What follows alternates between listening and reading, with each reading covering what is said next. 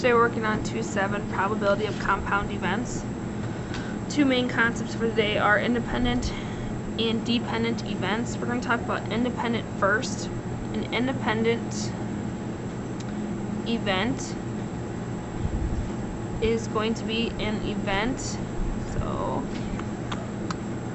an event that do not influence one another. Okay, that would be your independent. It does not influence. That's going to be important as when we talk about our dependent.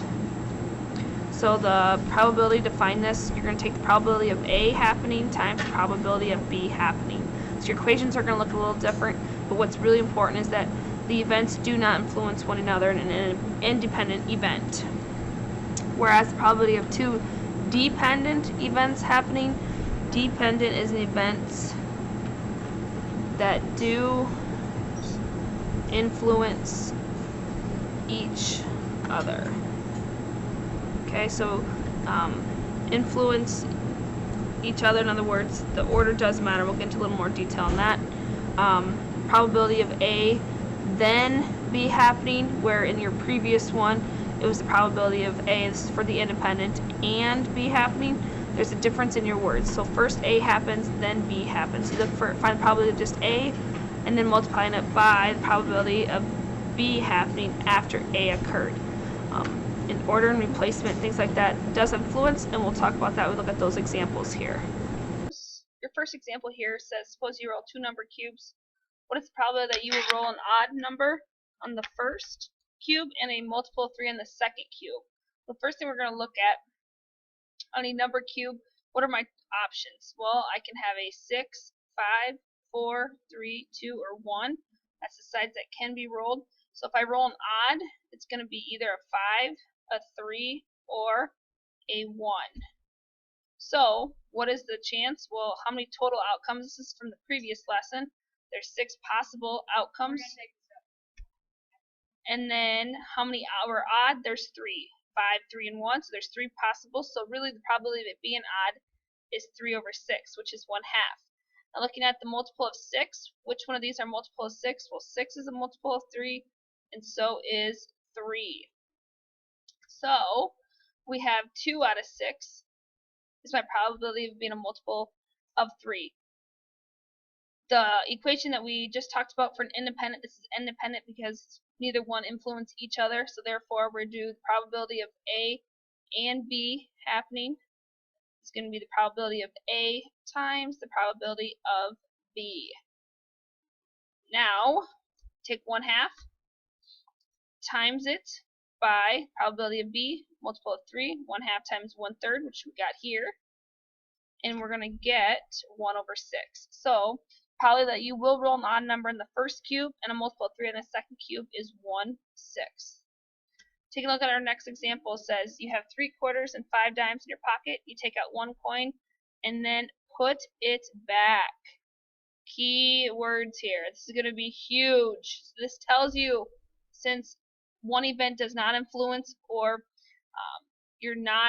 you are replacing it, you're not keeping it out, this is independent. So we know we're going to multiply our 2 probabilities that occur together. So 3 quarters, 5 dimes, 3 quarters, and 5 dimes.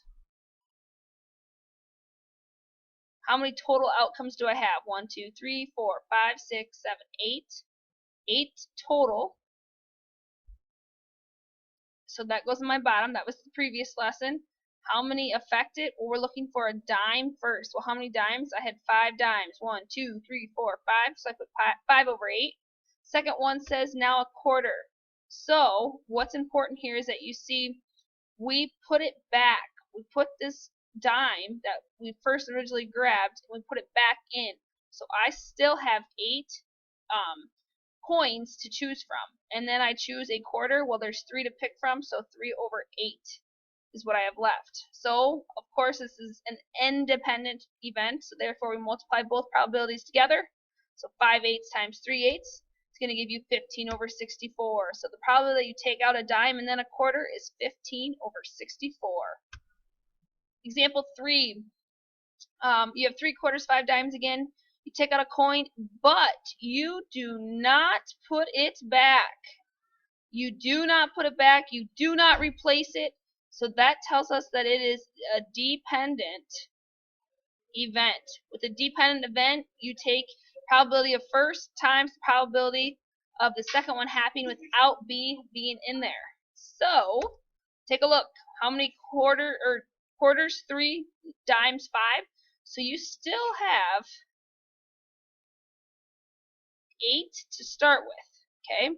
Now what's the chance of taking out a dime first? So I took out this dime, but I'm not going to put it back. So 2, 4, 6, 8, 5 dimes. Got the first part.